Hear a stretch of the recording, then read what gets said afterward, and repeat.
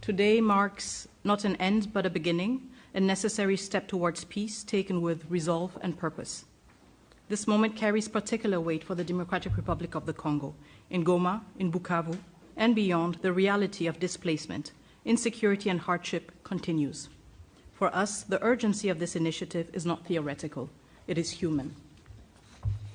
We signed this declaration of principles not as a symbolic gesture, but as a political commitment, a reaffirmation of principles enshrined in international law and most recently echoed in the UN Security Council Resolution 2773, a resolution calling for the immediate, unconditional and verifiable withdrawal of all foreign troops from sovereign territory of the DRC.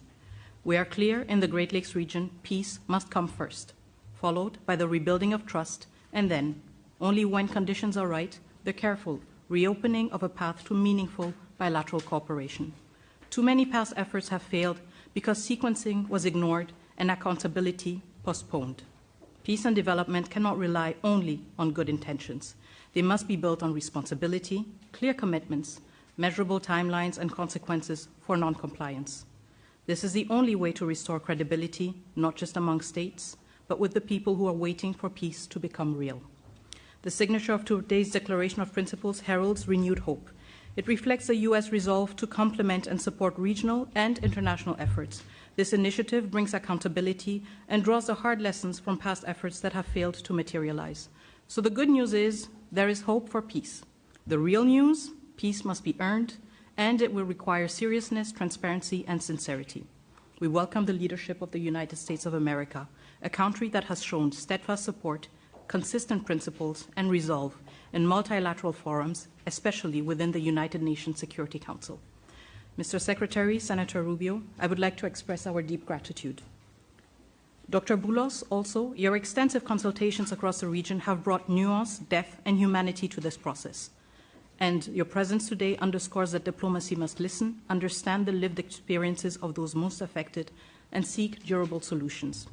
The Democratic Republic of the Congo recognizes and values this engagement of the United States. We are also encouraged by US-backed initiatives that promote secure mineral value chains and inclusive economic growth. These efforts reaffirm that peace and prosperity are inseparable. Each step towards stability is a step towards dignity, jobs, and schools. This is the promise of responsible investment and a principled partnership with the DRC, a country not only emerging from conflict, but also at the core of finding solutions to global challenges. To our countrymen and women in the Democratic Republic of the Congo, especially in the East, we know you are watching this moment with concern, with hope, and yes, with doubt. And you are right to do so. You have every reason to expect more than promises.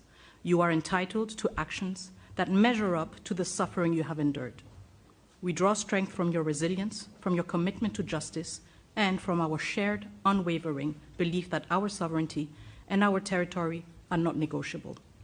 We are a nation that honors its responsibilities, and we understand that history, geography, and yes, maybe even fate has given us the neighbors we have. The borders we inherited, as confirmed by the African Union, are permanent and will never change. But beyond these lines lie histories, families, and communities that bind us together. This shared heritage calls for maturity, restraint, and the wisdom to recognize that peace is not weakness, it is strength. Once again, we stand at crossroads, with peace within reach, and we, the Democratic Republic of the Congo, are determined to move forward, building on the lessons from the past. We stand as a nation dedicated to achieving lasting peace. We welcome the support of a strong partner by our side.